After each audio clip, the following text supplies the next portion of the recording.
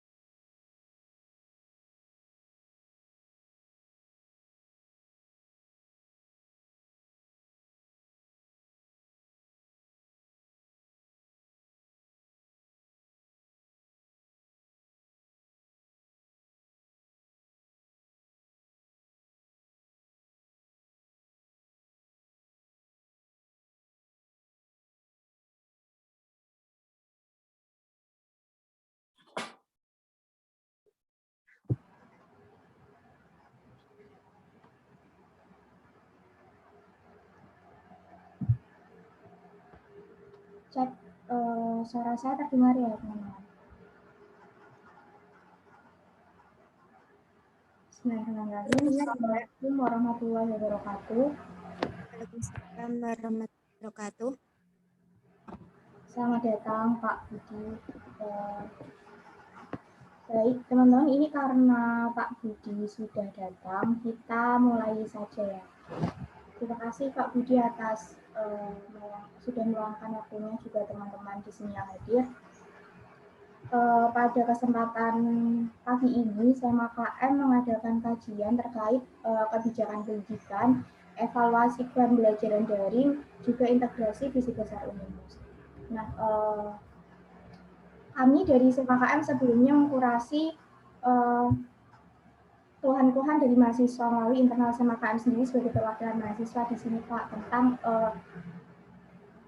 keluhan mereka selama pembelajaran daring seperti itu. Nah, mungkin dari sini Pak Budi selaku Wakil Rektor 1 dapat melakukan kajian seperti itu terkait evaluasi pembelajaran daring. Mungkin untuk selanjutnya saya serahkan ke pemateri, silakan Pak Budi. Ya, baik.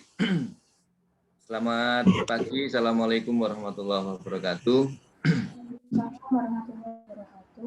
Alhamdulillah wa syukurillah, pagi ini saya bisa bertemu, bertatap muka meskipun melalui media Zoom dengan teman-teman semua di Senat Mahasiswa Universitas Muhammadiyah Semarang. Ya, pagi ini saya diminta untuk menyampaikan tentang evaluasi pembelajaran daring yang sudah 1 tahun lebih ya berjalan, dan ini kita lakukan ya karena kondisi sekarang yang memang tidak memperbolehkan atau belum memperbolehkan kita melaksanakan pembelajaran tatap muka ya. Saya mohon izin share screen ya.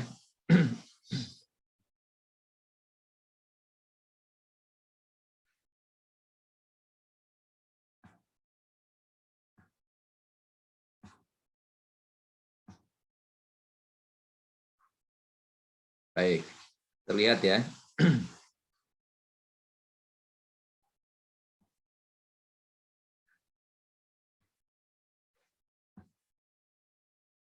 Oke. Jadi teman-teman sekalian, para mahasiswa, Senat Mahasiswa, KM Unimus yang berbahagia, di pagi hari ini, mari kita bersama-sama ya berdiskusi untuk mengevaluasi ya bagaimana proses pembelajaran daring di masa pandemi COVID-19 ini. Sebelumnya saya ingin sampaikan tentang outbreak ya COVID-19 ya. Jadi SARS-CoV-2 sebagai penyakitnya, dan penyakitnya dikenal dengan COVID-19 ya. Kapan ya ini terjadi? Kita tahu kalau kita runut kronologisnya bahwa sejak 2020 tepatnya di tanggal 31 Desember ya, itu terjadi klaster pneumonia yang ada di Wuhan, China ya. Dan kemudian di tahun 2021 ya, 2020 ya. Mohon maaf 31 Desember 2019 ini awal ya, salah ini. Jadi 31 Desember 2019, kemudian Januarinya di 2020 ya. Itu sudah resmi ya. Namanya adalah disebut 2019 nCoV yang akhirnya dikenal dengan SARS-CoV-2 sebagai penyebab virusnya, lalu kemudian COVID-19 nama penyakitnya. Ya. Nah, kemudian diumumkan oleh WHO ini menjadi sebuah pandemi, ya, itu bulan Maret, ya, tepatnya 11 Maret di 2020. sudah tentu itu melalui satu proses yang di mana penyakit ini telah menyebar di berbagai negara, termasuk Indonesia. Ya, di Indonesia itu muncul di tanggal 3 Maret. Ya. Indonesia menyatakan resmi ada yang terkonfirmasi COVID-19. Bahkan waktu itu Pak Presiden, Pak Jokowi mengirimkan atau mengumumkan ya secara langsung terkait dengan kejadian COVID-19 yang ada di Indonesia ya di bulan Maret. Alhamdulillah 3 orang itu dinyatakan sembuh ya di 3 Maret itu. Nah, karena ini sesuatu yang menjadi outbreak, menjadi wabah ya dan bersifat pandemik, maka seluruh aktivitas manusia di dunia ini kemudian berubah, harus diatur sedemikian rupa sehingga dikenal sebagai protokol kesehatan atau prokes yang harus dipatuhi. Nah, termasuk di dalamnya aktivitas apa yang harus mengikuti protokol kesehatan, yaitu tentang pembelajaran. Ya. Jadi pembelajaran itu kita kenal ada berbagai macam modelnya, ya. Model biasa, klasik, klasikal, nah, seperti yang terlihat di gambar sebelah kanan ini, kiri atas, ya. Jadi seperti biasa kita di kelas bertemu, kemudian ada ceramah dari dosen maupun ada diskusi ya di sana. Ada yang dengan menggunakan pembelajaran yang berpusat pada mahasiswa misalnya, ya. Kemudian ada yang menggunakan blended learning. Ya, blended learning ini mahasiswa tidak harus datang terus di kampus, cukup mungkin sekali di dalam seminggu. Ya. Kemudian juga online, ya, learning from home. Ini mungkin tidak harus datang setiap hari, cukup 2 kali dalam 1 semester, bahkan full online. Ya, full online itu mahasiswa tidak pernah melihat kampusnya. Jadi seperti itu. Jadi berbagai macam model, kemudian dicari yang paling bagus yang mana, dan sudah tentu itu menyesuaikan kondisi di lingkungan setempat. Nah, terkait dengan pembelajaran COVID-19, sudah tentu rujukan kita adalah pemerintah. Ya. Jadi pemerintah itu menganjurkan dalam rangka untuk memutus mata rantai penyebaran COVID-19, maka diminta ya, satuan pembelajaran itu untuk melakukan proses pembelajaran dari rumah, ya, bekerja dari rumah, melakukan pembatasan sosial. Kemudian juga ada kemudahan-kemudahan yang diberikan, salah satunya Dirjen Dikti itu menghimbau agar perguruan tinggi dengan otonomi yang dimiliki dapat memberikan fleksibilitas dalam pembelajaran jarak jauh di masa darurat COVID-19. Juga perlindungan bagi mahasiswa yang terancam drop out akibat terjadinya situasi darurat COVID-19. Misalnya apa? Yaitu memberikan kebijakan perpanjangan ya masa studi selama 1 semester. Jadi perpanjangan masa studi selama 1 semester. Jadi misalnya masa studi untuk diploma 3 itu kan 10 semester. Nah, ketika 10 semester ya ketika 10 semester itu kok belum selesai, maka itu diberikan perpanjangan 1 semester lagi. Nah, ini kemudahan-kemudahan yang diberikan oleh pemerintah.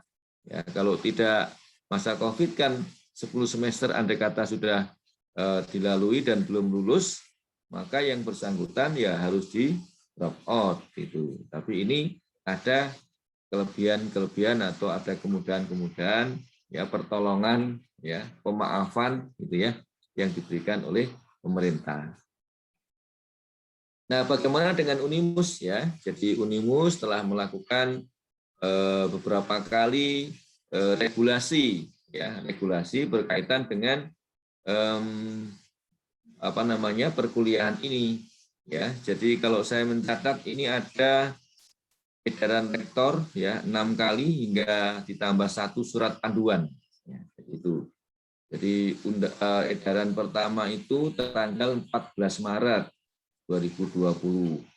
Itu tentang tindakan pencegahan penyebaran COVID-19. Kemudian 19 Maret itu tentang tindak lanjut kebijakan pencegahan penyebaran. 1 April tentang potongan uang SPP, ya mahasiswa semester ganjil yang bikin rame itu ya. Kemudian 6 April tentang perpanjangan masa berlakunya studi from home, ya. Kemudian ini bukan edaran tapi surat yang ditujukan ke seluruh yang berkaitan ya, ada dekan, dosen, kemudian kaprodi, termasuk mungkin mahasiswa ya dalamnya, tentang panduan perkuliahan, praktikum, bimbingan, ujian, dan penilaian sistem daring atau online. Lalu 25 Juni ya, tentang tatanan new normal di Unimus, karena waktu itu sudah mulai ada indikasi new normal ya, meskipun angka kejadian COVID waktu itu ya masih landai, artinya masih ada gitu ya. Lalu kemarin di 2021 itu 31 Maret ya, penggunaan laboratorium masa pandemi COVID-19. Jadi semua regulasi ini tentunya adalah untuk mengatur ya bagaimana kita berinteraksi, bagaimana kita menjalankan kewajiban kita. Kalau dosen ya mengajar, mahasiswa ikut belajar, lalu kemudian pimpinan mengatur manajemen, ya semua aktivitas akademika ini ya untuk bisa tetap berjalan namun aman. Ya, aman itu maksudnya adalah kita tetap sehat, kampus tidak menjadi klaster penyebaran COVID-19. Jadi jangan sampai kampus kita ini jadi klaster ya, jadi klaster penyebaran COVID-19. Itulah kemudian kita melakukan satu regulasi-regulasi, aturan-aturan yang harus kita buat, yang harus kita patuhi bersama.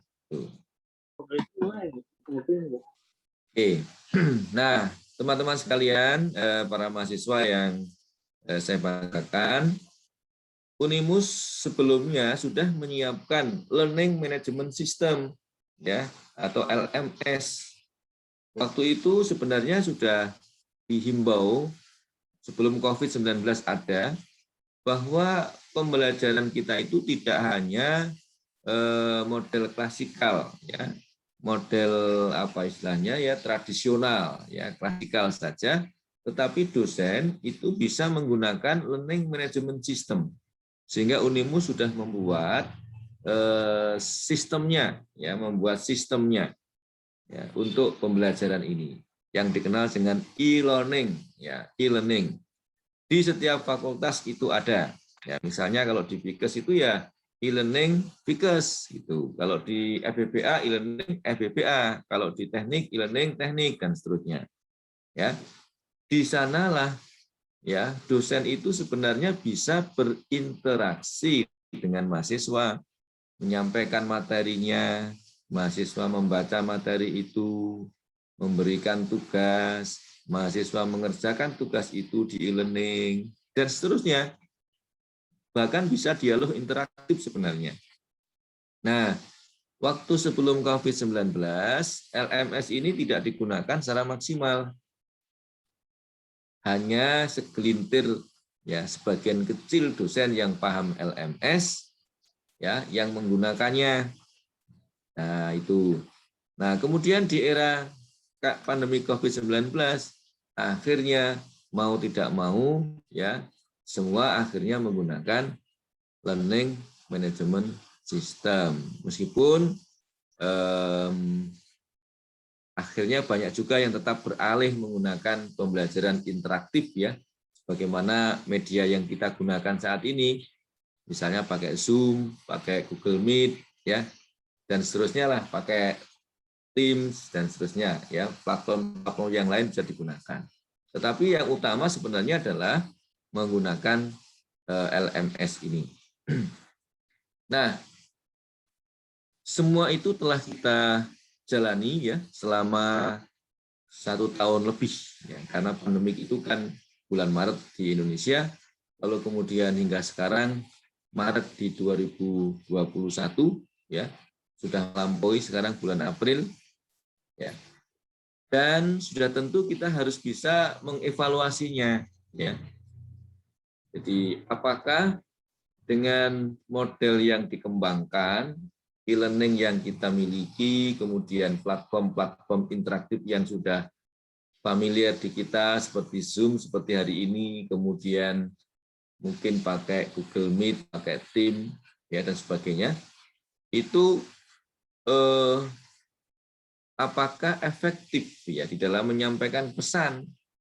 Apakah efektif di dalam mendidik ya? Karena mendidik itu tidak hanya menyampaikan materi pembelajaran saja, tetapi mendidik itu juga menyangkut aspek pengembangan diri ya.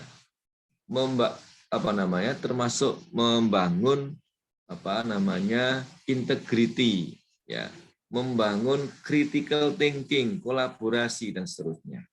Ya, itu adalah capaian-capaian yang diharapkan. Ya.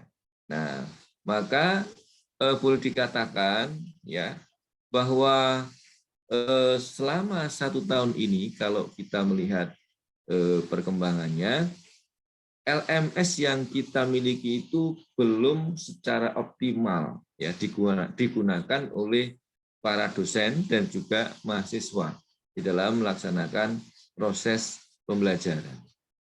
Jadi sebenarnya masih bisa ditingkatkan lagi gitu ya. Dan ini belum optimal karena banyak juga dosen yang tidak menggunakan itu. Yang pertama ya, nanti silakan Anda bisa menambahkan. Nah, dengan model LMS ya, itu karena mungkin ada keterbatasan di media itu, maka dialog interaktif dengan mahasiswa itu tidak berjalan efektif. Ya.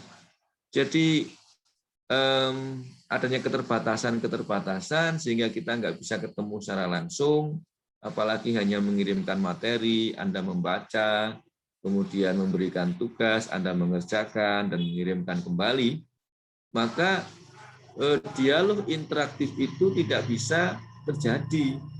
Ya. Dan disitulah kemudian aspek komunikasi ya jadi terhambat. Ya, jadi kalau kita bisa berkomunikasi secara aktif itu kan juga membangun ya 4C, salah satu 4C-nya itu kan communication, ya membangun itu. Yang ketiga adalah pencapaian kompetensi, ya terutama pada aspek psikomotorik ya dan afektif, ya salah ketik itu kurang maksimal. Ya. Bagaimana bisa menguji mahasiswa dari aspek psikomotorik? Katakanlah teman-teman yang ada di program eksakta yang sedang praktikum di laboratorium, bagaimana hanya memberikan video atau memberikan virtual videonya itu, ya bisa mengukur tingkat keterampilan mahasiswa. Itu yang saya kira agak sulit, ya. Katakanlah kalau teman-teman di kimia itu ada misalnya mengukur keterampilan mahasiswa melakukan titrasi, ya, titrasi. Bagaimana mungkin hanya melihat, memandang di video itu kemudian kita bisa terampil, ya, melakukannya. Ya, kalau hanya melihat, memandang, artinya kita tahu, oh begitu caranya, tapi kalau prakteknya belum tentu bisa melakukan. Nah, di situ itulah kelemahannya, ya. Kita akui di situ kelemahannya. Lalu kemudian yang tidak kalah penting adalah 4C ya sebagai tolak ukur kompetensi dari mahasiswa itu, ya, jadi dituntut mahasiswa itu untuk bisa memiliki kompetensi ini.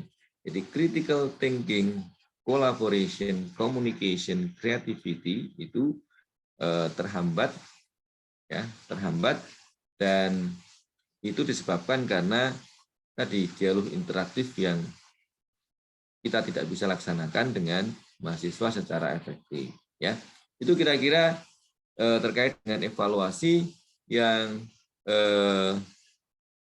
bisa kita sampaikan dalam rangka untuk melihat kondisi pembelajaran daring saat ini, ya, mulai dari pandemi COVID hingga sampai sekarang. Mungkin Anda nanti bisa tambahkan, ya, bisa berdiskusi bersama. Nah, pemerintah ternyata sudah juga melakukan evaluasi, ya. Jadi teman-teman di Senat Mahasiswa ini bagus sekali ini mengambil topik di pagi hari ini, ya, bagaimana kita mengevaluasi pembelajaran daring yang sudah berjalan 1 tahun lebih ini, ya. Jadi ternyata pemerintah itu sudah juga melakukan evaluasi, tetapi yang dilakukan oleh pemerintah evaluasinya adalah menyeluruh, mulai dari ancaman putus sekolah, kendala tumbuh kembang, ya, tekanan psikologis dan kekerasan dalam rumah tangga. Nah, coba kita lihat, ya, ancaman putus sekolah, ya. Anak harus bekerja. Ini resiko putus sekolah dikarenakan anak terpaksa bekerja membantu keuangan keluarga di tengah krisis pandemi COVID-19. Nah, lalu kemudian persepsi orang tua. Banyak orang tua yang tidak bisa melihat peranan sekolah dalam proses belajar mengajar apabila proses pembelajaran tidak dilakukan secara tatap muka. Nah, itu ancaman putus sekolah. Kemudian kendala tumbuh kembang, ya, itu terjadi karena kesenjangan capaian belajar, ya, perbedaan akses dan kualitas selama pembelajaran jarak jauh dapat mengakibatkan kesenjangan capaian belajar, terutama untuk anak dari sosioekonomi berbeda. Tidak jauh-jauh di luar pulau, dalam kota di Semarang saja sebenarnya banyak kita temukan, ya. Karena sosioekonomi yang mohon maaf masih tergolong kurang begitu, sehingga fasilitas, ya, mungkin juga laptop tidak ada, HP juga tidak ada gitu, ya. Andai kata ada HP mungkin gangguan kuota dan seterusnya, ya, itu tidak mencukupi, ya, akhirnya capaian pembelajaran tidak bisa terpenuhi, ya, karena si siswa itu tidak bisa mengikuti belajar secara penuh, ya.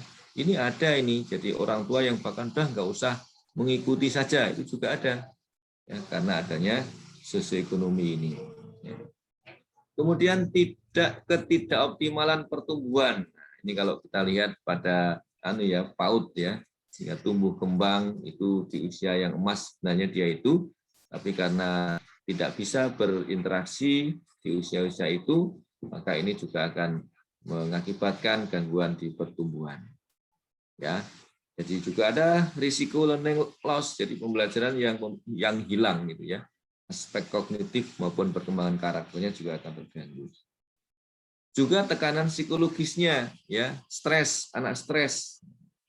Jadi kalau belajar di rumah, ya, tidak ada interaksi dengan guru, dengan teman, dengan lingkungan di luar, ya, ditambah tekanan akibat sulitnya pembelajaran jarak jauh, banyak itu anak yang stres, ya, tidak bisa mengikuti, mau tanya siapa, ya, mau tanya orang tua, mungkin orang tuanya juga nggak ngerti, kan gitu, ya.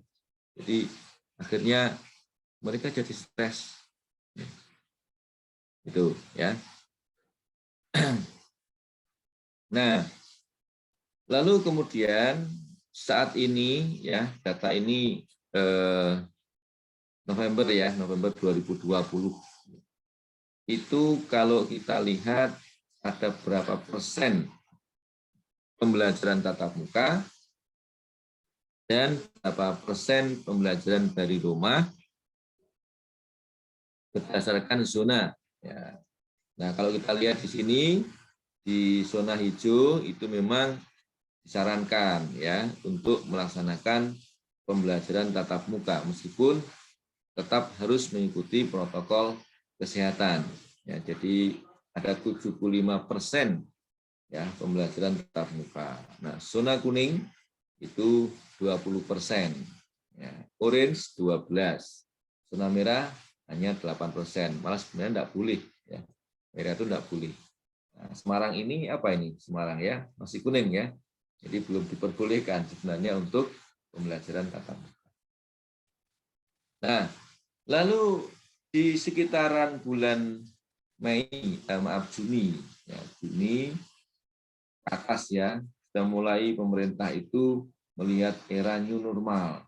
Bagaimana COVID ini ya kita sikapi dan tetap melaksanakan kehidupan normal kembali. Termasuk bagaimana dunia pendidikan.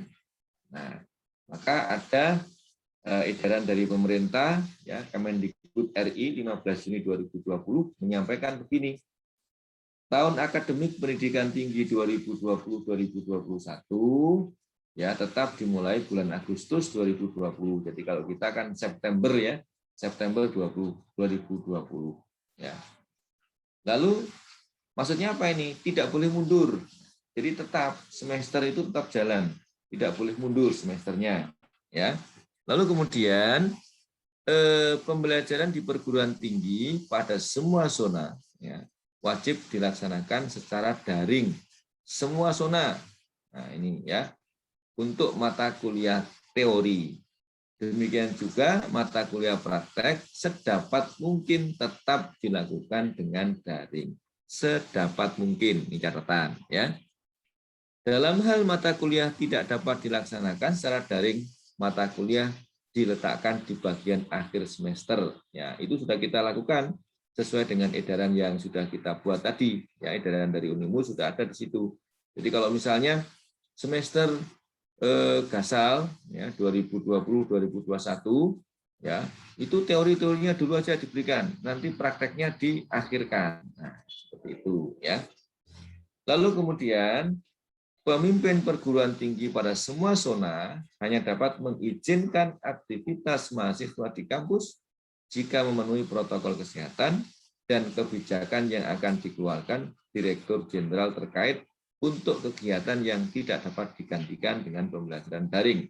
Contohnya apa? Nah ini, penelitian laboratorium untuk menyusun skripsi, tesis, disertasi, tugas laboratorium, praktikum, studio, bengkel, kegiatan akademik, dan vokasi yang serupa. Ini diperbolehkan dengan catatan ya harus mengikuti prokes yang ketat. Ya, ini edaran new normal yang dari pemerintah, kemudian Unimus menjabarkan ya. Unimus kemudian menjabarkan secara rinci bagaimana itu melaksanakan prokes ya. Nah, sekarang saya juga ingin sampaikan terkait dengan panduan di semester genap ini ya. Jadi ternyata ada SKB ya 3 menteri. Menteri Agama, Menteri Kesehatan, dan Mendagri tentang panduan penyelenggaraan pembelajaran semester genap tahun akademik 2021 ya di masa pandemi COVID-19, juga edaran Dirjen Dikti 6 tahun 2020 ya 20 November 2020. Nah, isinya cukup banyak sebenarnya, tetapi poin-poinnya ya poin-poinnya saja. Yang intinya adalah sebenarnya ada otonomi daerah di sini. Ya. Jadi pemerintah daerah itu merupakan pihak yang paling mengetahui dan memahami kondisi, kebutuhan, dan kapasitas. Nah, lalu kondisi, kebutuhan, dan kapasitas kecamatan, desa, kelurahan, kabupaten, ya, itu bervariasi satu dengan yang lainnya. Maka kebijakan sektor pendidikan di daerah itu harus melalui pertimbangan yang holistik selaras dengan pengambilan kebijakan sektor lain. Jadi kalau misalnya Kota Semarang ini pemerintah kota mengizinkan, misalnya gitu ya, untuk pembelajaran tatap muka, itu nanti pemerintah kota yang mengumumkan. Tetapi tetap ya melihat latar belakang yang ada ini. Ya, terutama ini sudah zona hijau, ini sudah turun drastis penyebarannya. Nah, itu otonomi ada di masing-masing daerah. Prinsipnya apa? Prinsipnya adalah kesehatan dan keselamatan peserta didik, pendidik, tenaga kependidikan, keluarga, masyarakat merupakan prioritas utama. Ya. Kemudian tumbuh kembang peserta didik dan kondisi psikologis menjadi pertimbangan dalam pemenuhan layanan pendidikan selama masa pandemi. Nah, lalu kewenangannya, ya, jadi pemberian kewenangan penuh itu pada pemerintah daerah. Maka Unimus sudah tentu karena berada di dalam kota Semarang, gitu ya, maka Unimus harus mengikuti, ya, bagaimana kota Semarang ini, mengikuti anjuran atau keputusan dari Pak Wali. Ya. Perizinan dapat dilakukan secara serentak atau bertahap. Jadi bisa saja misalnya wilayah Semarang Timur dulu misalnya dengan pertimbangan-pertimbangan yang ada itu boleh dilakukan secara bertahap. Ya. Ini tahapannya, ya. Jadi jika misalnya Pemda atau Kanwil Kota Kemenak misalnya memberikan izin, ya, maka satuan pendidikan itu harus didaftar, kemudian mendapatkan persetujuan komite sekolah, perwakilan, termasuk orang tua wali. Jadi kita tetap meminta izin orang tua wali. Kalau orang tua setuju, maka pembelajaran bisa dilaksanakan dengan tatap muka. Nah, jadi intinya bahwa di akademik ini, saat ini kita berjalan, itu kita menjalin komunikasi dengan orang tua mahasiswa, ya, terkait dengan proses perkuliahan secara prokes tatap muka ini, kemudian merencanakan pembagian kelas sesuai dengan kapasitas ruang merujuk prokes. Jadi misalnya kalau 100 kapasitas ruangnya, maka maksimal hanya boleh diisi 50%-nya, yaitu 50. Ya. Lalu bila ada penjadwalan perkuliahan itu diupayakan tidak ketemu antara satu kelompok dengan kelompok yang lain, maka ini perlu ada jeda, ya, jeda kira-kira 30 menit, ya, supaya nanti tidak bertemu. Ya, jadi kemudian tentunya adalah identifikasi kebutuhan ruang karena kapasitas hanya bisa dilaksanakan maksimal 50%, maka ini harus betul-betul diidentifikasi ruangan-ruangannya, jangan sampai kebutuhannya 2 kali lipat, lalu kemudian yang disediakan sama, ya, sudah tentu nanti akan terjadi blok jadwalan yang ketat, bahkan tumbukan. Memang harus diatur sedemikian rupa, ya.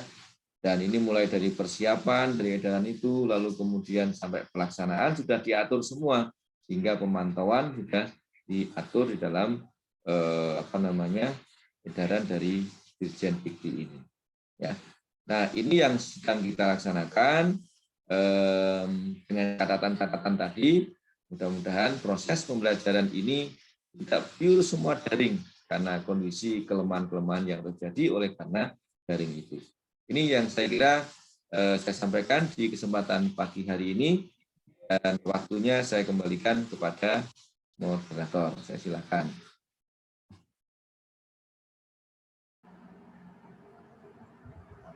Terima kasih Pak Budi atas penjelasannya. Mungkin ini kita bisa buka sesi tanya jawab ya Pak? Ya boleh, silakan. Ya teman-teman silakan pertanyaannya. Mungkin saya izin bertanya terlebih dahulu ya Pak. Ini kan kami menampung beberapa keluhan dari mahasiswa terkait pembelajaran daring yang setahun kemarin. Gitu. Cuma memang itu kan subjektivitas dari masing-masing mahasiswa seperti itu. Nah, di sini saya tanya Pak, sebenarnya pembelajaran daring yang ideal itu seperti apa? Maksudnya biar teman-teman pun juga bisa menyesuaikan diri. Oh ternyata memang pembelajaran daring yang ideal itu seperti ini. Berarti di luar dari ini adalah saya yang harusnya mengusahakan untuk tujuan pembelajaran itu bisa tetap tercapai seperti itu. Beberapa itu mungkin mengeluhkan terkait penjadwalan dosen yang mereka akhirnya weekend harusnya libur jadi kuliah seperti itu. Terus beberapa dosen juga treatment dalam melakukan pembelajaran daring itu memberikan tugas seperti itu. Jadi mereka merasa keinginan dari mahasiswa dan treatment dari dosen itu masih ada gap seperti itu, Pak. Mungkin bisa dijelaskan sebetulnya pembelajaran daring ideal itu seperti apa gitu. Ya, bisa langsung saya jawab ya. Ya, terima kasih Pak. Baik, ya. Saya tentu pembelajaran daring secara ideal itu adalah tujuan ya, tujuan kita untuk dapat menyampaikan pesan-pesan sehingga capaian pembelajaran itu terpenuhi. Ya. Satu kegagalan besar kalau dalam proses pembelajaran itu capaian pembelajaran yang telah ditetapkan di dalam kurikulum itu tidak terpenuhi, itu gagal. Nah, oleh karena itu, ukurannya apa? Ukurannya ya capaian pembelajarannya terpenuhi apa tidak. Dari mana kita mengukur? Ya, dari hasil evaluasi. Misalnya evaluasi tengah semester, evaluasi akhir semester. Nah, pertanyaannya adalah bagaimana untuk bisa mendapatkan capaian pembelajaran itu yang terpenuhi tadi. Nah, itu prosesnya akhirnya. Prosesnya harus benar.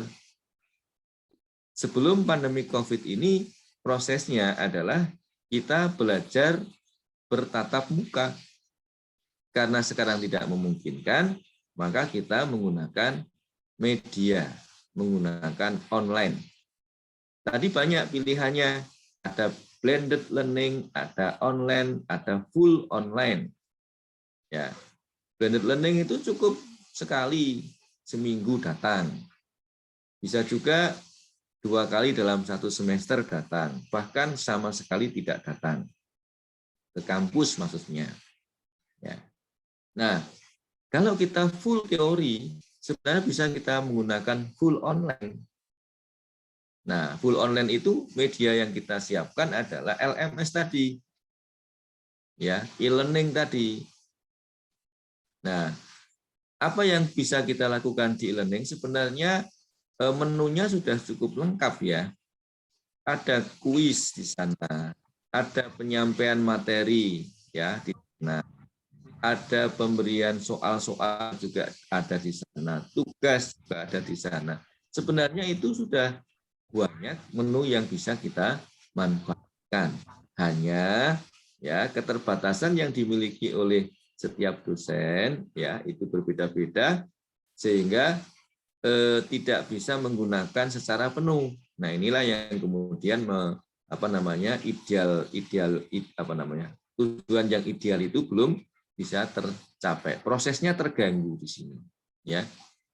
Nah, kita juga mempersilahkan dosen untuk melaksanakan secara interaktif. Interaktif itu bisa dilakukan seperti ini, meskipun tidak berdekatan, ya. Menggunakan media seperti Zoom ini atau yang lain boleh, itu interaktif.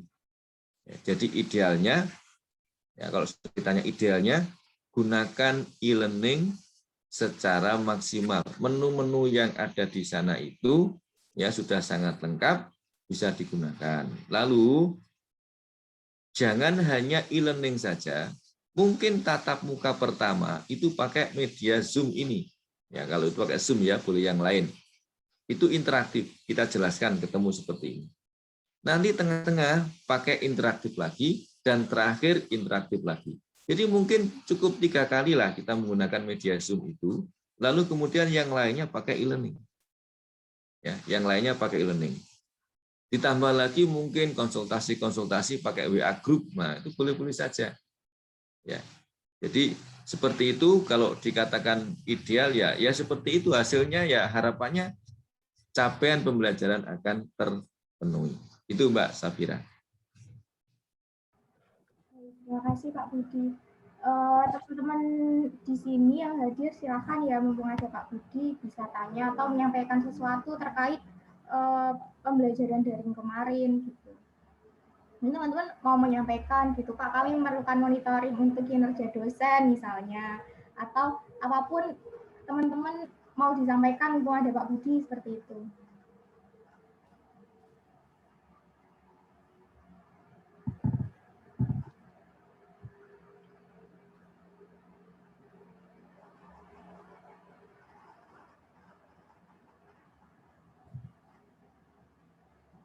Silakan teman-teman.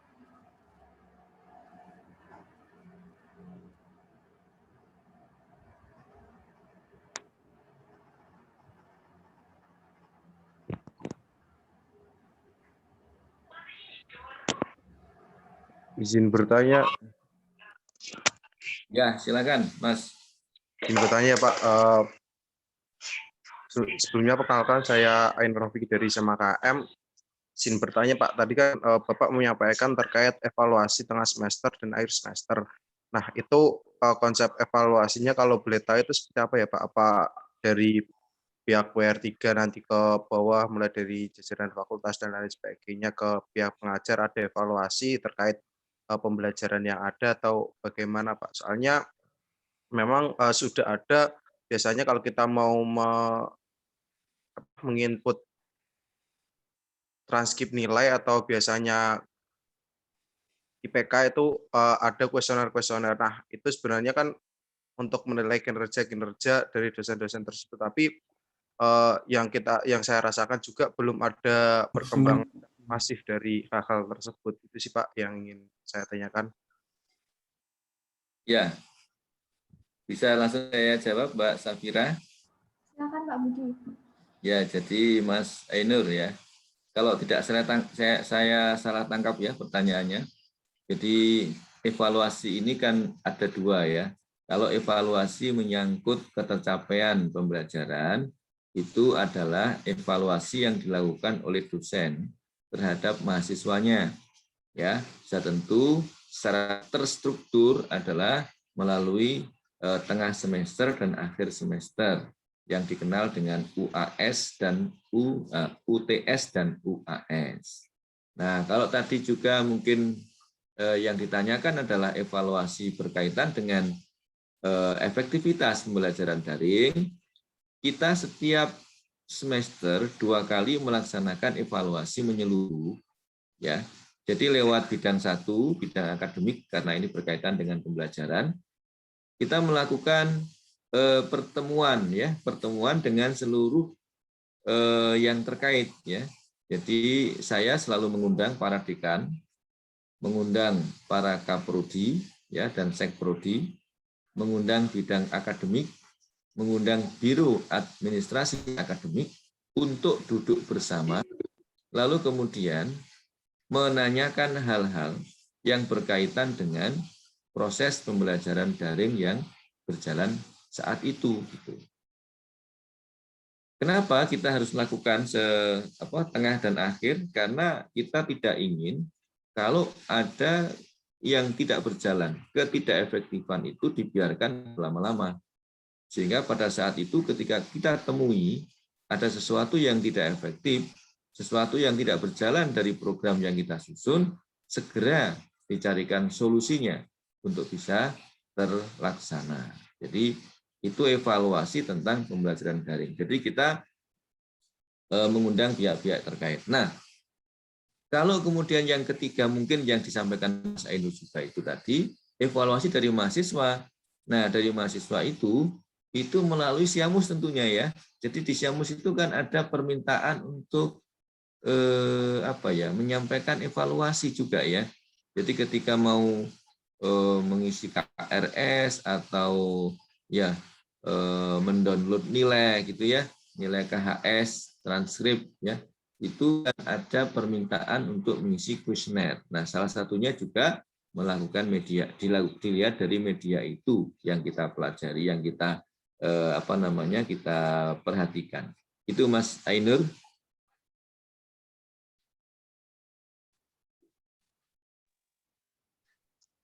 Ya Pak, baik, terima kasih atas jawabannya.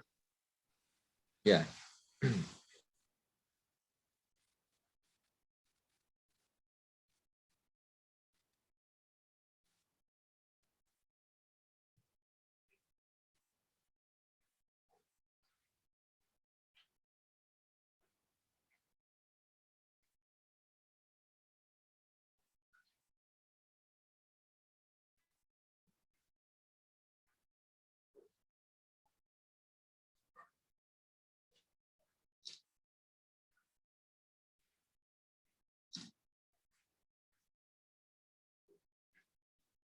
Baik, ada lagi Mbak? Gimana teman-teman? Ada pertanyaan lagi kah? Minggu-minggu semangat ya teman-teman.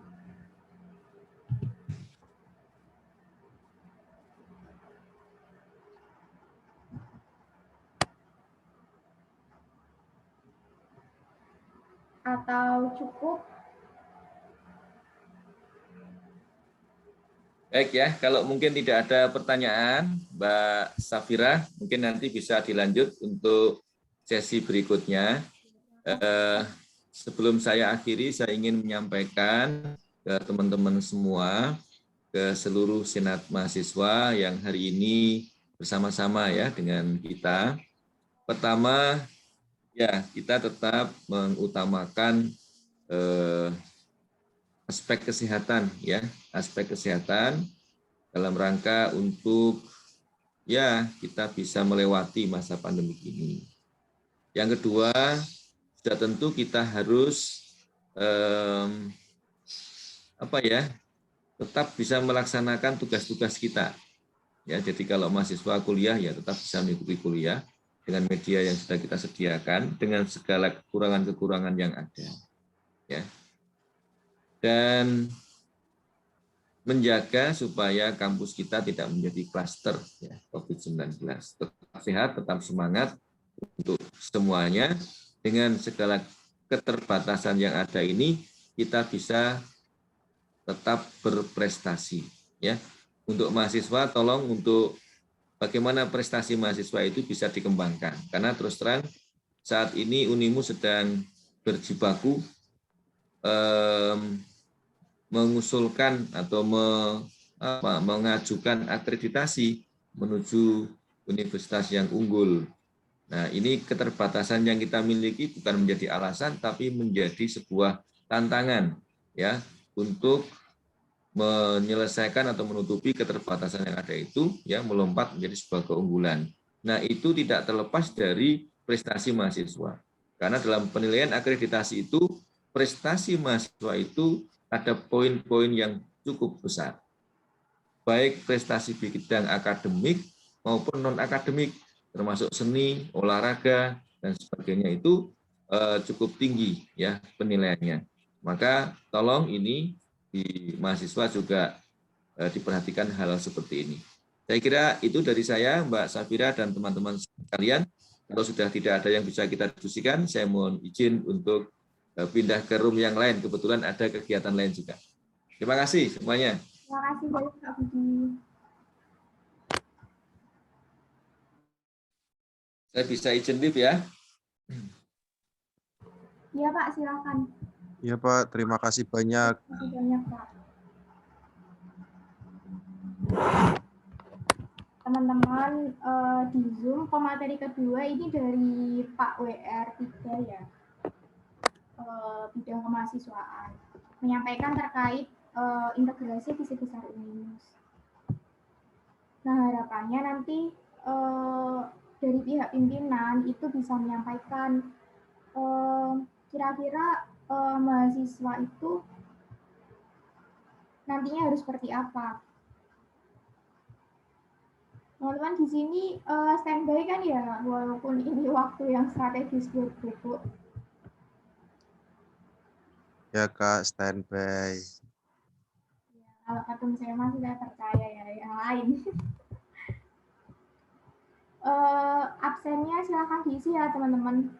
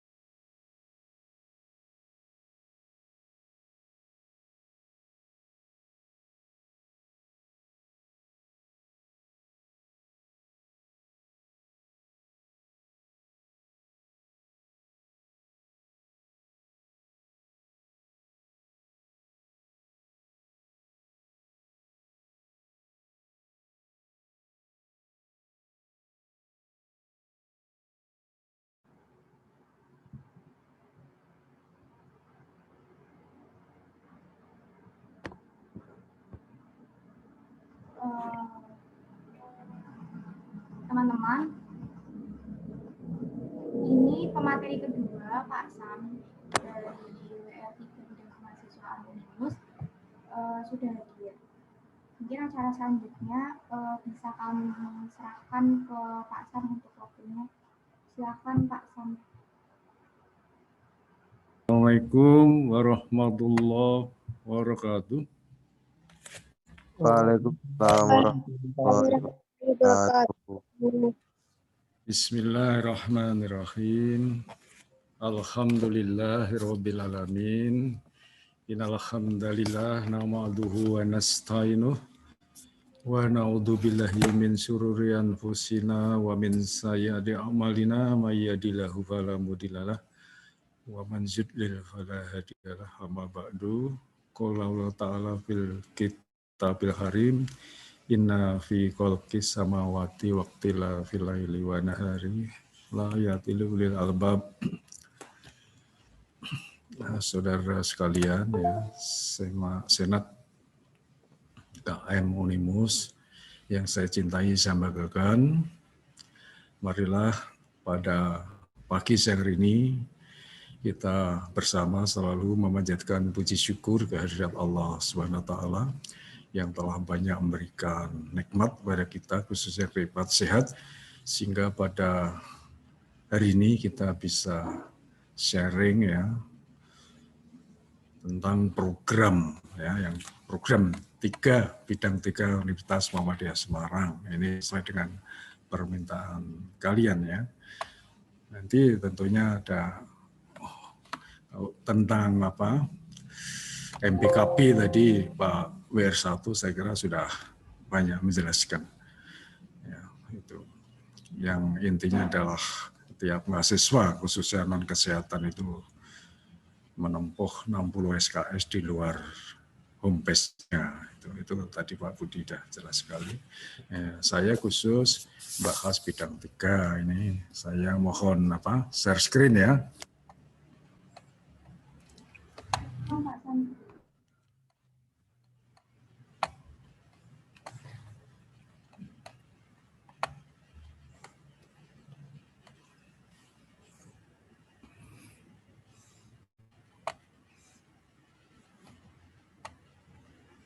Kelihatan ya? Sudah terlihat Pak. Sudah ya, sudah terbaca ya? Sudah Pak Sam. Oke, yaitu program 3 tentang bidang 3 ya, itu meliputi ya kemahasiswaan yang dihandle oleh PAK, meliputi AIRO, bidang kerjasama internasional dan dalam negeri, ada Humas, ada UCDC, dan LSIK itu. Ya, lanjut itu.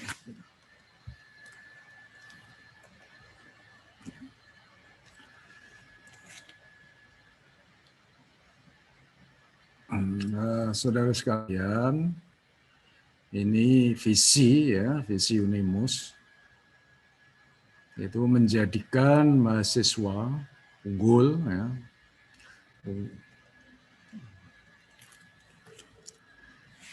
unggul berkarakter, berwawasan internasional ya. Unggul di sini udah inklusif tentang kecerdasan hard skill dan non skill kalian ya. Yang hubungannya dengan akademik dan non akademik itu kita sudah sebut unggul, berkarakter ya, masalah etika ya. Mudah-mudahan semakin tinggi ilmunya semakin berkarakter, semakin asor ya, semakin andap asor dan berwawasan internasional. Ini visi yang kita turunkan dari Universitas Muhammadiyah Semarang. Nah, kemudian misi ada beberapa.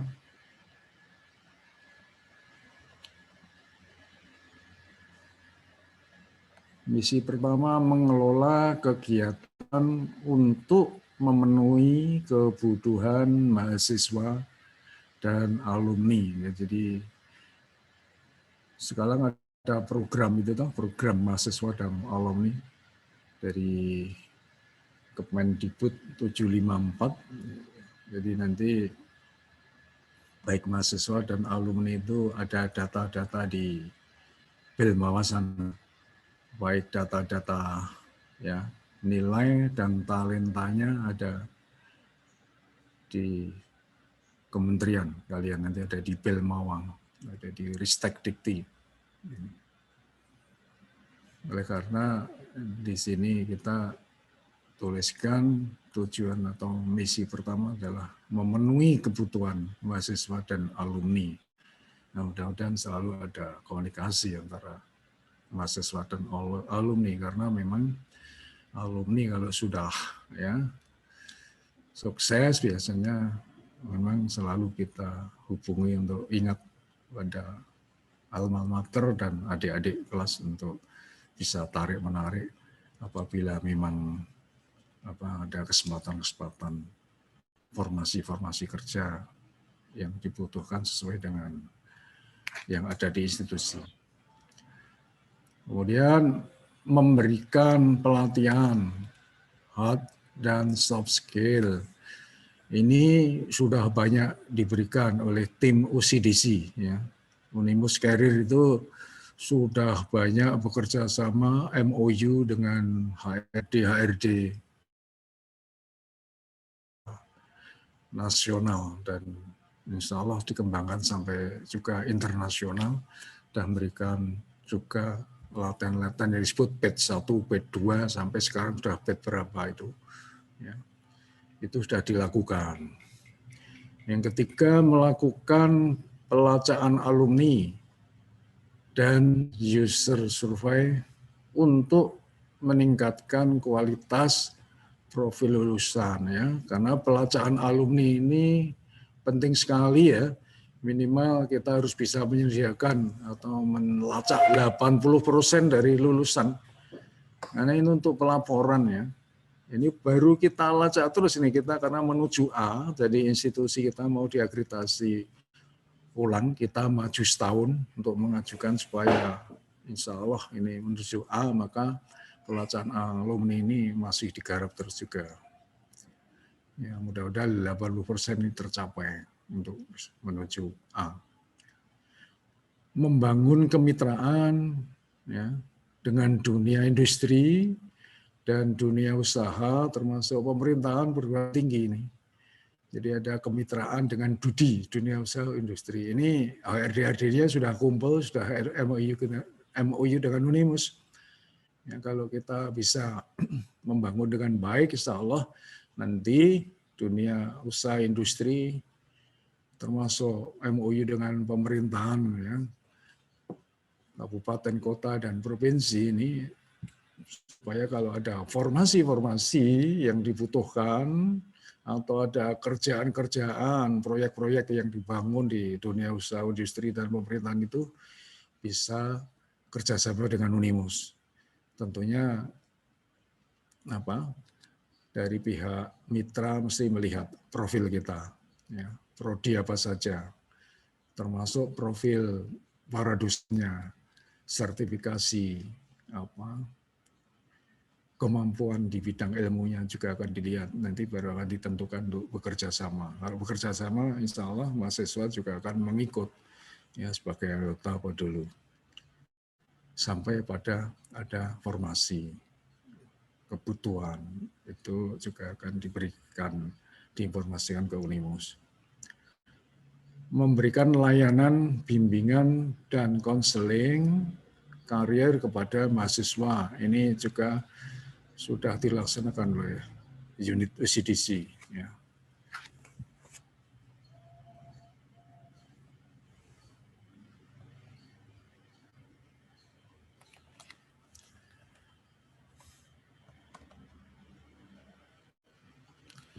Coba ini urutan ya, kita kalau dari itu ada standar-standar itu di PHK itu sudah membuat sekitar 32 standar ya, dari rekrutmen mahasiswa ya, ini proses. Jadi kalian kalau sudah di Unimus itu mengalami proses di situ. Nah, proses di sini macam-macam ya. Kalau mahasiswa yang uton ya banyak mempelajari sesuai bidangnya aja, hanya fokus di situ. Kalau kalian aktivis tuh prosesnya di samping akademik, non akademik semua dimainkan di sini oleh kalian sendiri tentu yang memainkan, karena itu adalah kebutuhan untuk mengisi masing-masing individu. Ini proses dari proses akademik sampai proses non akademik ini. Yang aktivis itu masuk tidak ada 10% seperti kalian tuh. Kemudian outcome, ya, diharapkan setelah diproses di Unimus mahasiswa itu ini outcome-nya itu ya jadi menjadi manusia yang unggul, ya, baik attitude-nya, skill-nya, dan knowledge ini. Ya, ini oleh BHK itu ada dibuat standar-standar untuk menuju dari mahasiswa. Dulu baseline mahasiswa adalah lulusan SMK, SMA, ada baseline keilmuannya. Setelah melalui proses di Unimus sesuai prodi masing-masing tentunya, dan sesuai aktivitas, kreativitas mahasiswa Unimus itu sendiri, ya, itu diproses akan menjadikan outcome yang unggul. Ya, mudah-mudahan seperti kalian ini akan menjadi outcome yang lebih, tidak hanya pas-pasan di bidang akademik, tapi juga non-akademik. Ya, ini saya lihat sudah banyak yang aktif, kritis, dan sebagainya. Ini adalah proses tanggung jawab yang dilakukan sebuah perguruan tinggi, rata-rata begitu.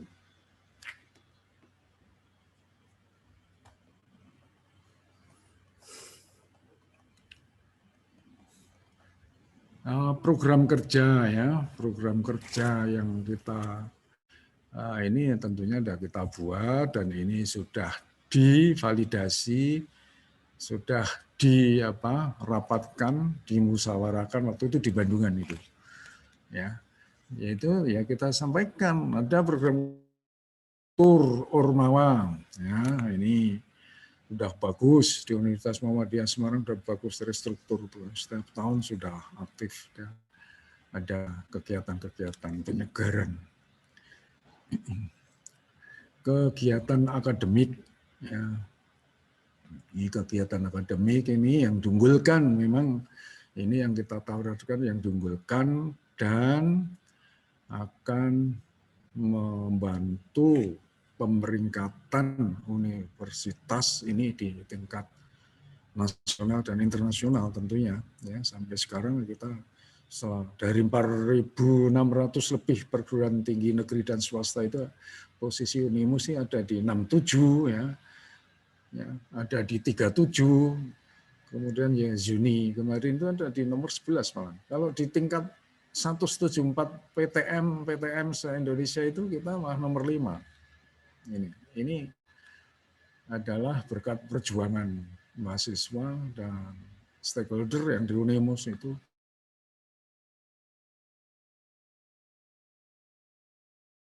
Sampaikan adalah program.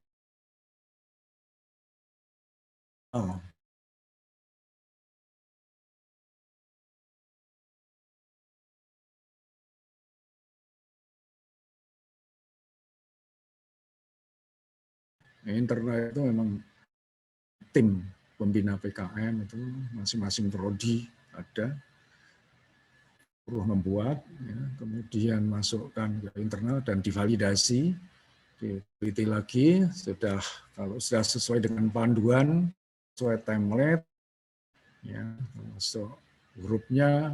Ini menulis kemarin, yang kemarin tuh banyak gagal karena rata-rata ditulis seperti skrip 1,5 spasi, padahal di PKM itu bukan 1,5 tapi 1,5 spasinya, hurufnya non standar, new normal, spasinya 1,15 bukan 1. Ini kalau itu sudah keliru ya udah langsung del, karena itu puluhan ribu yang kirim. Ya, PKM internasional hampir 200 kemarin, 192 mungkin kita kirim itu yang sudah divalidasi oleh para pembina. Harusnya ke depan, kalau ini di teknik, ya, di prodi saya itu ini mengambil ada metodologi penelitian. Saya mengundang pakar, yaitu pakar reviewer PKM untuk ngajar di Unimus. Nanti outputnya adalah proposal PKM itu. Nah, kemudian di masing-masing prodi nanti juga begitu, ada metodologi penelitian, outputnya adalah PKM, proposal PKM. Jadi nanti kita seperti UMS itu sampai 2.000 ngirimnya, sampai 1.000 ke atas karena dia sudah berlaku lama untuk menjalankan ini mata kuliah metode penelitian itu, outputnya PKM. Ini nanti supaya mahasiswa aktivis ini bisa membantu mendorong. Ya. Ini termasuk prestis. Kalau bisa lolos PKM dan 10 proposal itu langsung prestis, secara Excel pemeringkatan akan naik sendiri Unimus itu. Tentunya tidak hanya PKM aja. Di proposal ini kemarin Hibah Bina Desa, kita ngirim 13 proposal. Mungkin di antara yang ini ada yang ikut. Yang anggotanya bisa 1 sampai 15 mahasiswa itu Hibah Bina Desa. Itu tiap tahun itu masing-masing PT perguruan tinggi ya diberi 2 proposal. Itu bisa lulus, cek aja sudah bagus, juga akan menaikkan pemeringkatan universitas. Ya, hampir tiap tahun kita dapat itu Hibah Bina Desa. Kemudian Hibah KMI ya, KBMI kemarin ngirim 17 proposal. Ya, ini sudah deadline yang terakhir kemarin 15 April. Kita ngirim 17. Hibah Bina Desa 13, KBMI 7. Kita ya tiap tahun dapat. Ini workshop PKM jelas ini untuk menajamkan proposal-proposal yang sudah dibuat oleh mahasiswa itu di workshop, kan nanti dikritisi, kita mengundang pakar-pakar review PKM tingkat nasional juga. Jadi kita tulis di sini adalah satu program yang bisa meningkatkan ranking Unimus. Ini unggulan. Adakan seminar-seminar ya. Tadi pagi saya barusan juga buka seminarnya aktivis FK tadi pagi itu saya buka ya, undang 2 pakar dari luar juga. Ini nanti di masing-masing prodi fakultas saya kira membangkitkan seminar.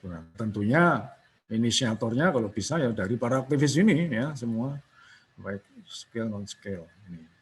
Kemudian datang ke akademik, program unggulan yang bisa, kalau yang ini, yang program PKM, hibah-hibah itu secara Excel, kalau kita dapat karena biaya itu memang langsung peringkat naik secara otomatis. Tapi untuk yang 3, poin 3 ini olahraga dan seni, ya kita kemarin pas menyiapkan Universitas Muhammadiyah unggul menuju A itu banyak kelebihan itu dokumen dan seni itu malah lebih dari yang ditargetkan.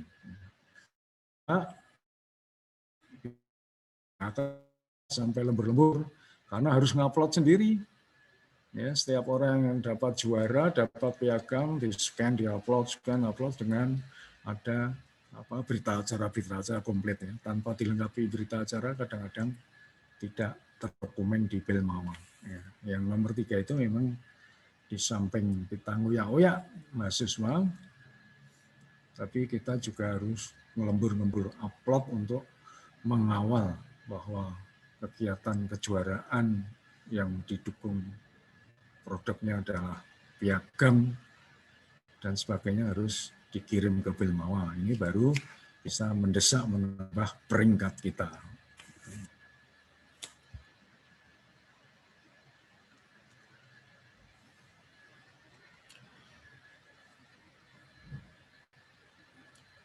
Prodi dan user gathering ini aktivitas-aktivitas di tingkat prodi.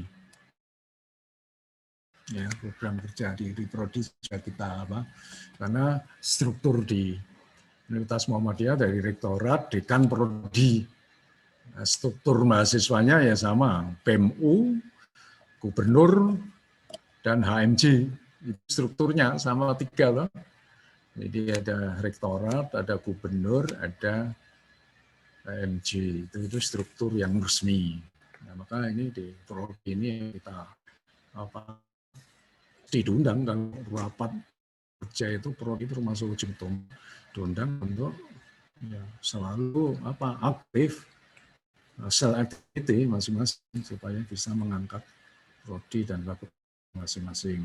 Roadshow ke pengguna alumni, ya, kunjungan perpustakaan, sekolah, pemerintah ada ini jelang Ramadan kemarin, bahkan di akhir Ramadan tuh Pak Rektor ini ke kabupaten bertemu dengan bupati sebelumnya dengan Bupati Kudus itu se-Jawa Tengah, insya Allah kita. Ini penting sekali karena ternyata memang alumni kita itu ada yang sudah menjadi pegawai di sana juga. Ini selalu kita bangun roadshow untuk memperbanyak mitra. Ini semuanya ya sebetulnya bermuara untuk mahasiswa. Kemudian penyempurnaan konten, ya, website dan pembuatan aplikasi Treasure Study ini kalau di APT, karena ini saya tulis sudah APT 3.0 standar 3 ini. Ya. Ini supaya apa? Supaya ini bisa memenuhi syarat minimal 80% bisa tertreasure. Itu kita baru optimis menuju A. Insya Allah bisa. Ya. Ini mungkin ini baru dijadikan satu dari masing-masing standar. Sekarang kriteria ya, sekarang 9 kriteria. Jadikan satu komplit ya, akhir April harus sudah upload ya. Mungkin 3 bulannya baru visitasi dari tim penilai. Insya Allah kalau cepat ya akhir tahun ini udah menuju A.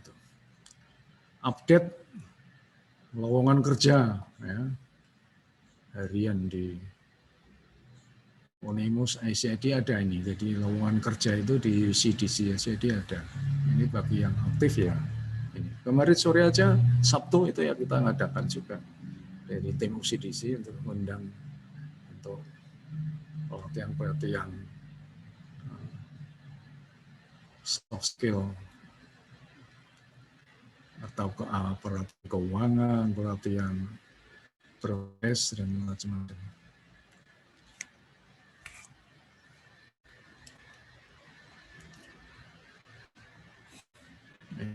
Ini pelatihan-pelatihan yang diadakan lewat UCDC, ya, termasuk workshop karir, ya, membuat CV. Ternyata membuat CV itu ada cara, Anda asal menulis nama, tempat, tanggal lulusan, tapi membuat cara untuk menarik ya supaya dari user itu betul-betul yakin apa yang dibuat itu.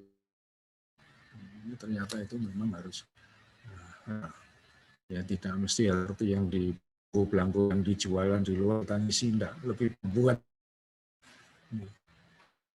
membuat lamaran pekerjaan ya, itu ada workshopnya, wawancara itu ada workshopnya. Ternyata banyak sekali loh yang gugur karena diwawancara ya.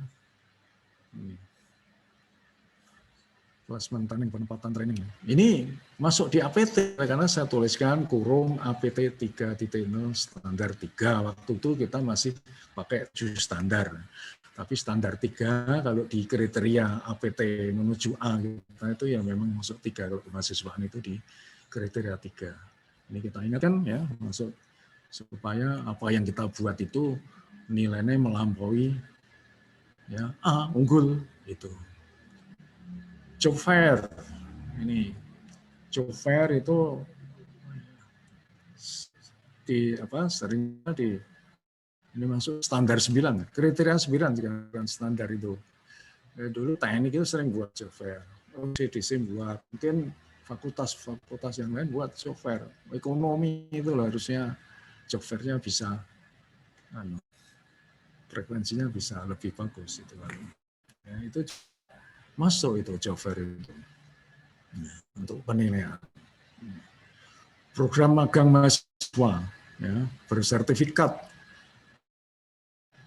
program mahasiswa ya, sekarang ini sudah diatur lewat MBKB ya, tadi Pak Budi sudah jelaskan magang itu ada yang magang kita baiki mengimplementasikan ilmu kita di desa itu ada. Itu juga masuk APT itu ya, standar 9 atau sekarang bukan standar ya, kriteria 9. Kriteria 9 dan 3 itu ini masuk.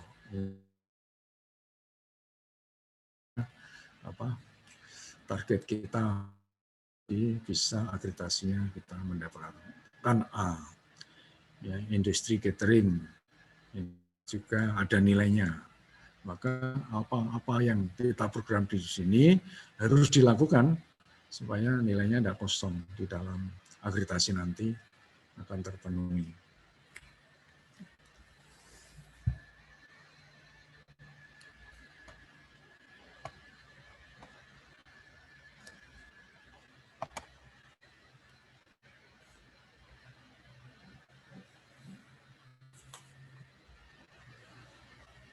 Ini tadi sudah ya, pelaksana itu melacak, mengembangkan dan menyempurnakan kuesioner ini karena ada aturan baru dari Belmawa. Nah, jadi kita itu tracer pun itu kita juga harus menurunkan dari kehendak Belmawa supaya apa yang kita tracer, apa yang kita upload itu ya sampai di sana dan bisa untuk merubah ini.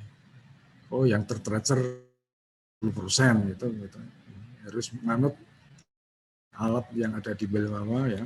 Kemudian kita turunkan di sini, kita isi. Pemutakhiran data itu masuk ini. Ini kita kemarin baru menyesuaikan ini. Pelacakan alumni.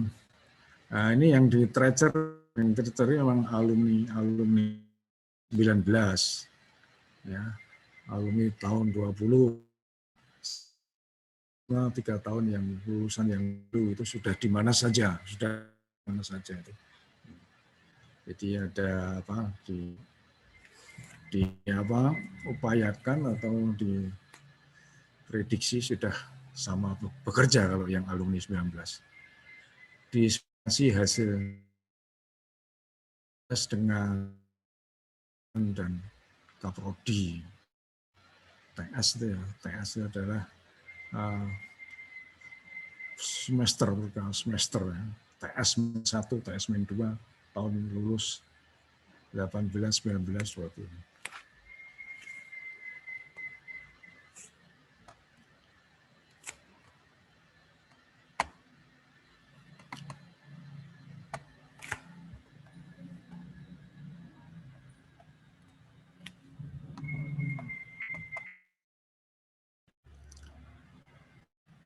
Sosialisasi layanan baik secara online maupun offline, yaitu di program Prima Kemendikbud 754 itu nanti mahasiswa harus ngisi sendiri itu. Tapi kalau ingin bantuan melalui PDPT Unimus bisa. Jadi talenta-talenta di luar prodinya kalau memang punya kemampuan diisikan di dokumen pribadi yang dicatatkan ke Belmawa atau tingkat Kemenristek. Sana itu mahasiswa harus bisa ngisi sendiri. Nanti diberi akunnya juga. Atau nanti dengan PDPT Unimus kalau tidak tahu. Ini bagi yang menjelang lulus harus ngisi supaya talenta apanya itu diketahui. Jadi kalau nanti sebab ini ke depan mitra user itu kalau mau mencari tenaga kerja bisa lewat profil universitas masing-masing. Oleh karena ini kita garap. Oleh karena Universitas Muhammadiyah menambah satu lembaga, itu lembaga media yang kerjanya membuat sistem-sistem ya, dan marketing digital, ya, bahkan kita mahasiswa bisa melebihi ini. untuk menjadi universitas semakin besar, kita mau menambah 11 prodi lagi ini. Nanti mahasiswa kalau bisa 6.000 per angkatan, ini kan menjadi universitas yang besar. Ya, kita sudah besar, kita itu sudah besar karena memang standarnya lebih dari 10 hektar, kita hampir 17 hektar dipunyai, gedung-gedungnya ini sebagainya, pusat, kita bentuk juga kampus yang hijau, yang mendukung untuk belajar, kita buat gazebo layanan siswa itu. Ini ternyata sudah kementerian kita termasuk uji petik dari ribuan perguruan tinggi itu Unimus kemarin yang termasuk ikut diuji isi prosesnya bagaimana ya, sampai banyak merimpun data ya, karena tim yang menilai itu 1 minggu nginepnya di hotel di Semarang itu ya, 1 hari dia terjun ke Unimus, kemudian digarap di hotel itu, baru Unimus suruh ngirim data-data untuk uji petik. Dia ada 4 orang kemarin ke sini.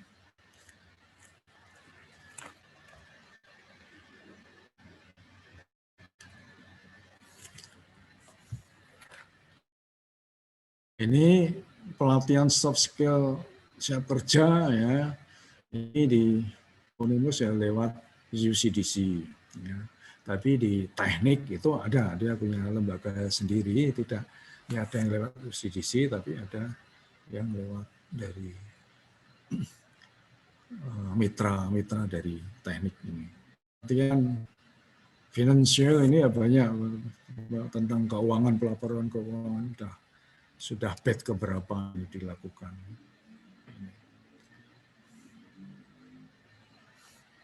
Ini ternyata kemarin ada tambahan ya, untuk APT menuju A itu ternyata tahun 17 itu juga dibutuhkan. Kita yang tahun 17 bisa tertracer 100% kemarin, alhamdulillah.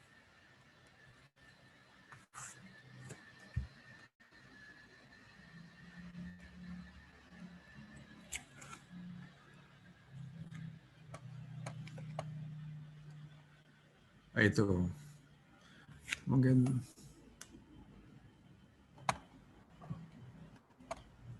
Terima kasih Pak Sam. Sementara itu aja, sampai itu aja, nanti ini kita share ke panitia materinya.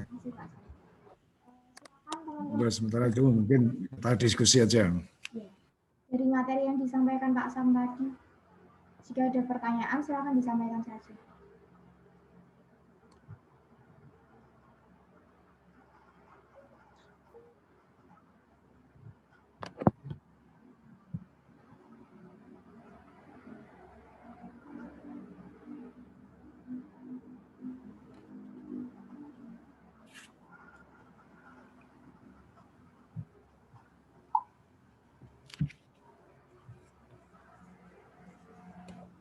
Silakan teman-teman.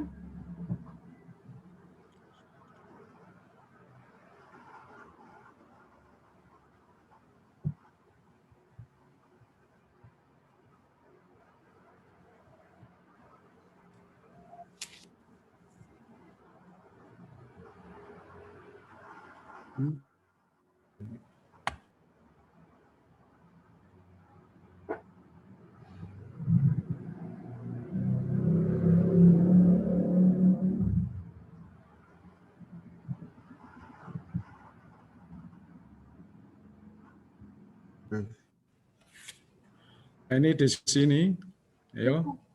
Mumpung ada Pak Sam nih, gitu kan tadi sudah disampaikan terkait visi besarnya Unimus yang direalisasikan dalam bentuk program kerja yang spesifik gitu.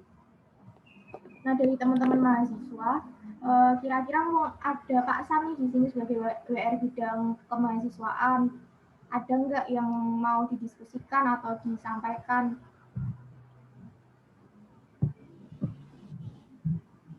Izin bertanya, Pak. Ya. Iya, sebelumnya kenal Piatun dari semester 2, Pak. Safiatun ya. Iya, Oke. begini Pak, untuk yang dijelaskan tadi, untuk pendataan alumni itu kan ada medianya Pak. Apakah itu ada aplikasi online yang mendata alumni per prodi, dan untuk alumni sendiri yang mungkin sudah bekerja itu adik tingkatnya yang baru lulus dan mencari pekerjaan, agar lulusan dari Universitas Muhammadiyah Semarang sama-sama menjadi lulusan yang unggul, begitu Pak. Ya, terima kasih ya. Itu memang untuk ini ya, sebetulnya dikembangkan oleh Kemendikbud. Prima, program Prima Kemendikbud nomor 754 ya. Itu Prima itu program mahasiswa alumni. Itu masing-masing mahasiswa akan diberi akun untuk bisa menuliskan profil mahasiswa itu sendiri. Ya. Jadi nanti profil kemampuan di luar prodinya, mungkin kemampuan olahraga, kemampuan seni, tari dan sebagainya bisa juga dimasukkan di situ. Tetapi dari pertanyaan tadi bisa nanti karena program itu katanya oleh Kemendikbud mau mulai April itu mulai dibuka itu ya, mulai April ya, ini April ini, tapi sampai sekarang belum. Tapi sementara ini nanti profil itu bisa dibuat Unimus para mahasiswa itu dengan PDPT Unimus Edibri atau lewat lembaga media. Akhirnya gitu. Kita sudah ada lembaga media di lantai 4 itu. Kemudian PDP di lantai 4. Jadi supaya nanti bisa koordinasi dengan PDPT Unimus Pak Edi, dengan UCDC juga bisa, karena akan menuliskan kelengkapan profil mahasiswa. Ya itu, jadi sering berhubungan aja ke Unimus Rektorat lantai 4 itu, di lembaga media atau di PDPT atau di UCDC. Itu ada di lantai 4 semua. Saya kira itu. Oh iya, terima kasih Pak.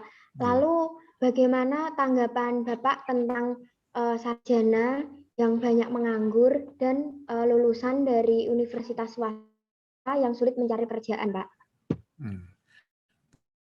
Ini yang bagus ya. Oleh program Prima, profil mahasiswa itu nanti ada juga sebetulnya. Kalau UGM itu sudah melakukan sudah lama ya. Satu orang mengambil misalnya prodi tertentu, tapi dia harus juga melatih skillnya, keterampilan ilmu yang lain di luar itu bisa 2-3.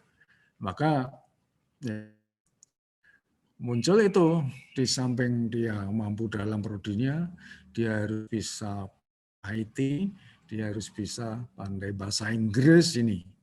Ini ternyata kemampuan kompetensi ditambah bahasa Inggris ditambah kemampuan IT itu adalah banyak berguna sekali. Nah, sekarang itu yang menganggur itu kalian tahu ya, karakter mahasiswa yang utun, ada yang aktivis ya, ada yang relasi ya.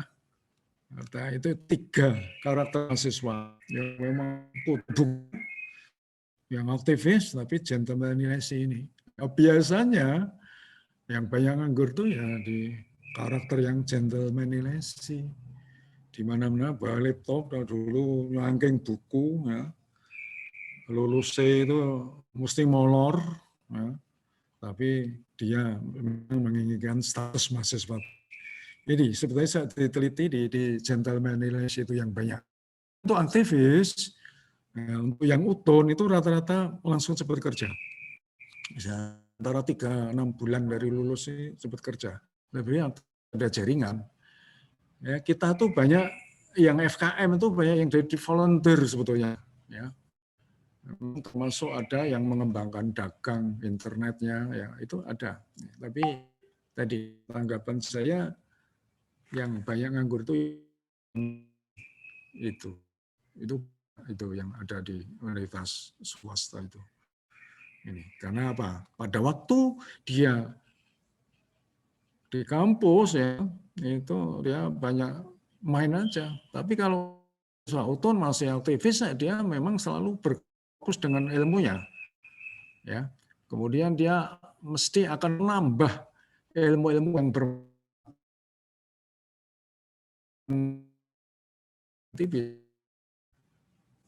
dicari oleh para user ini. Maka kalau ingin ini diraih dari sekarang ya di samping kalian nekuni prodi kalian, tapi kalian juga harus memperdalam bahasa Inggrisnya, kemampuan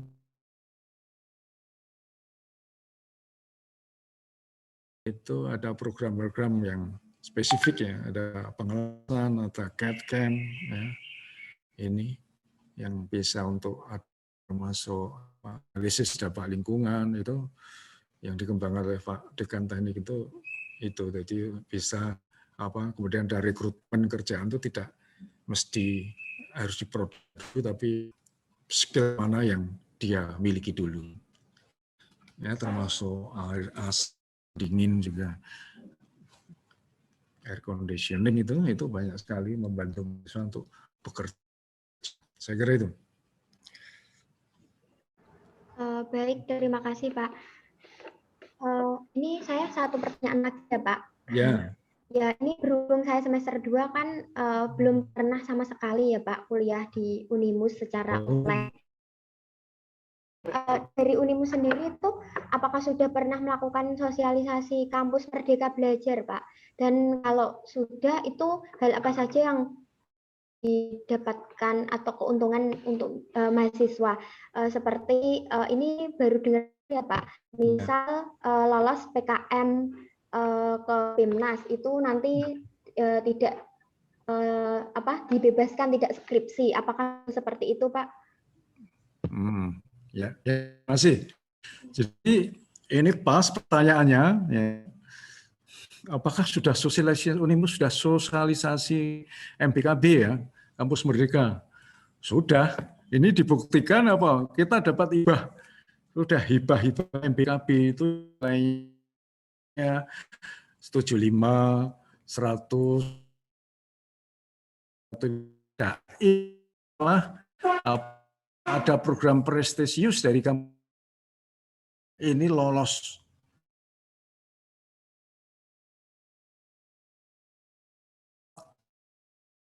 $4.065.000.000. Ini sudah lolos ambisinya, kemudian nanti tanggal 27 akan ada visitasi ke sini. Kalau itu dinyatakan langsung layak, ada. Kita tiap tahun dibiayai 4.165.000.000 selama 3 tahun. Jadi digunggung di jumlah itu ada 12 M nanti. Tolong ikut doa di kalian sebagai mahasiswa yang ikut di dalam itu akan. Ya, ini bahwa bukti bahwa kita sudah melaksanakan sosialisasi. Tadi Pak Budi ya sudah memberikan gambaran atau itu prinsip itu. Kemudian itu terbukti ya prestisius. Jadi hanya kampus-kampus tertentu yang bisa lolos program PKM 4,165 M per tahun itu termasuk Unimus hanya prestisius, berarti satu Indonesia paling nanti hanya diambil 10 itu. Ini. Nah, kemudian bagi mahasiswa yang lolos PKM sampai PIMNAS ya, itu langsung dari proposal kemudian pembuatan PKM yang dibiayai itu hasilnya ini cukup dituliskan dalam bentuk skripsi, nanti itu bisa sebagai pengganti skripsi dan nilainya A. Tapi bagi yang lolos KM aja itu bisa menindaklanjutinya, lolos KM ya, tapi sampai didanai itu bisa tindak itu sebagai judul skripsi. Tapi bagi yang sudah lolos sampai masuk didanai sampai PIMNAS itu akan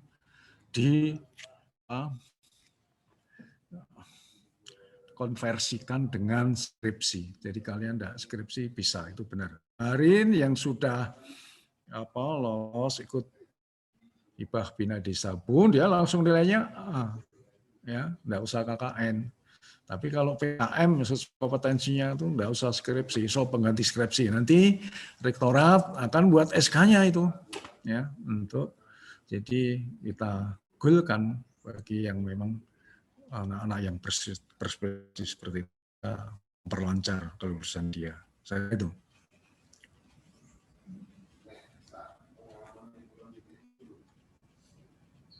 Baik Pak, tanggapi dari program itu ya Pak, kampus Merdeka itu kan ada namanya itu pertukaran mahasiswa Merdeka.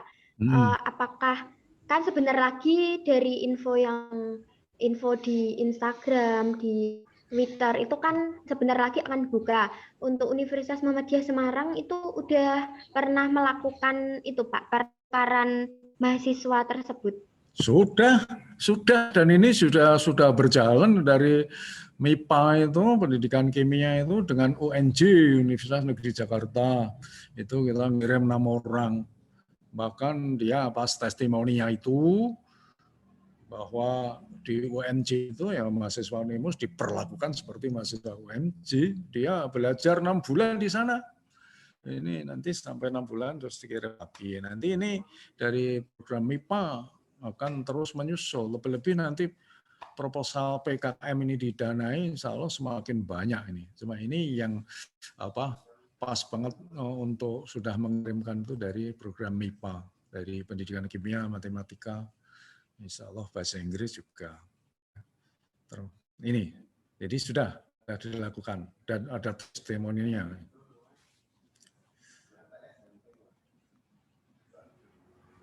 Ya, situ jurusan apa yang tanya nih? Baik, terima kasih Pak Sam. Gimana Sofi? Sudah? Sofi jurusan apa, Sofi?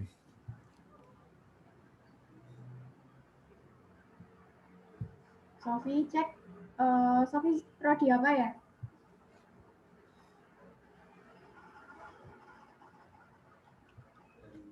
Terganggu sepertinya sinyalnya Pak. Ya. Kalau dari MIPA pendidikan itu sudah ada testimoni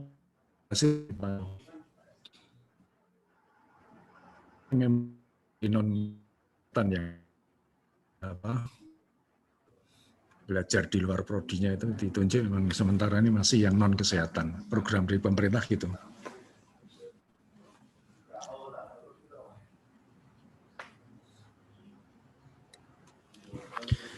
Coba siapa lagi diskusi ini? Silakan teman-teman kalau ada yang mau ditanyakan.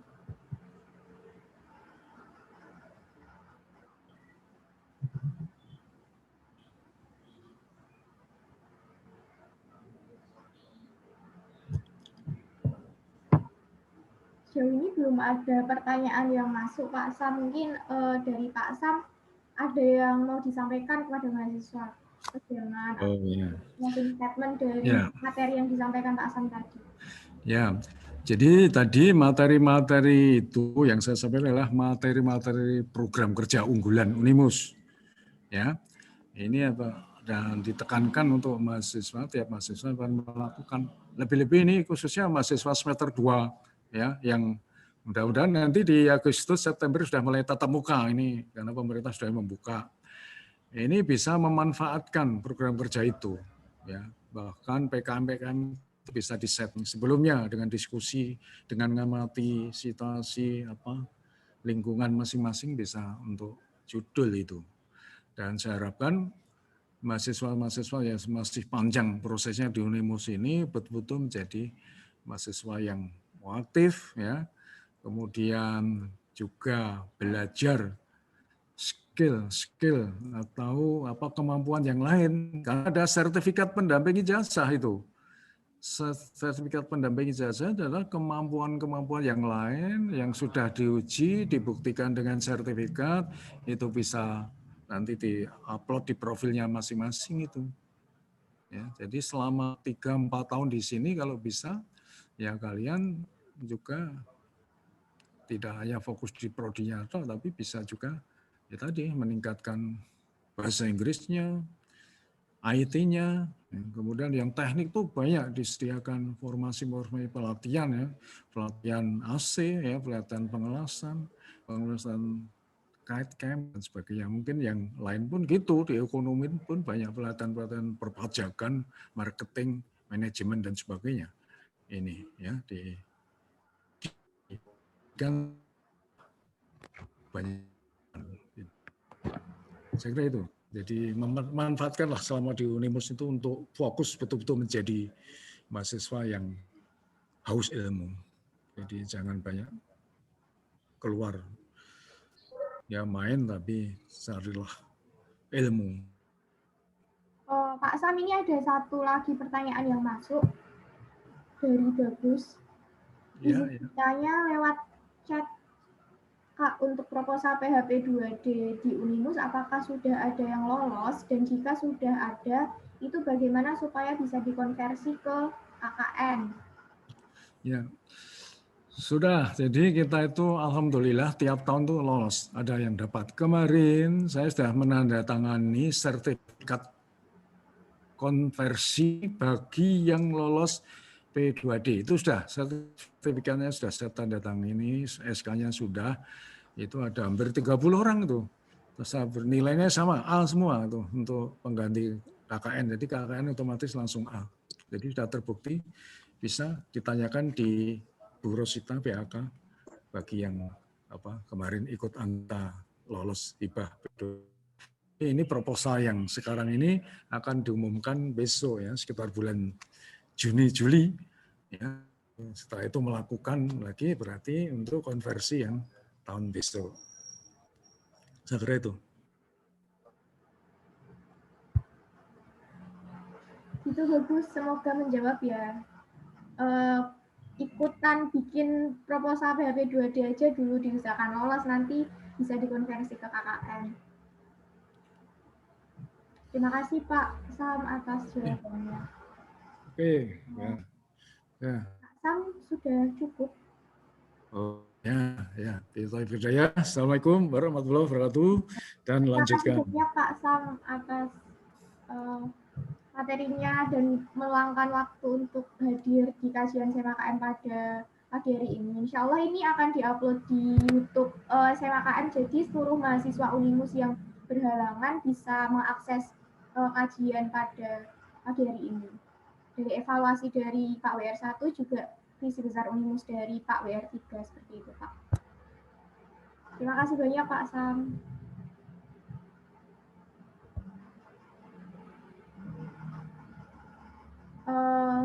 Terima kasih teman-teman peserta kajian pada pagi hari ini yang sudah hadir. Saya selaku moderator mohon maaf atas kesalahan yang ada. Juga terima kasih atas pemateri yang hari ini sudah hadir. Saya cukupkan kajian pada pagi hari ini. Assalamualaikum warahmatullahi wabarakatuh. Untuk dokumentasinya saya kirimkan nanti Pak Asam melalui Mas Ruli. Terima kasih banyak teman-teman.